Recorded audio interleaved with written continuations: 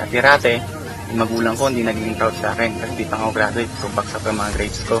Dahil sa Indo, lahat na bago. At the age of 20, na ito yung first million. After 2 years, nagkaroon din akong dalawang sasakyan.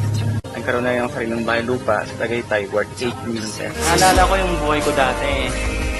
Totoo lang, napakalayo kung compare ngayon sa dito. Habang ko yung oras ko, tapos kasama ang pamilya ko habang kumikita ako. Akala ko lahat ng pangarap ko nakuha ko na.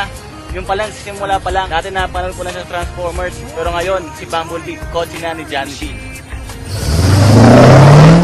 Mas lakihan mo yung pangarap mo kaya sa ibang tao. Kasi kapag ginawa mo yun, for sure, effort na lalabas yun, mas malaki. And pangalawa, dapat meron kang paniniwala sa sarili mo na kayang-kaya mo lahat. And huwag mo kakalimutan na kasama mo yun. Kung isipin mo, sino ba naman ako para magkaroon ng ganun? Sa akong bata, sa akong undergraduate. Ito lang isipin nyo, kung ako nga nagawa ko, ikaw kaya mo rin pa.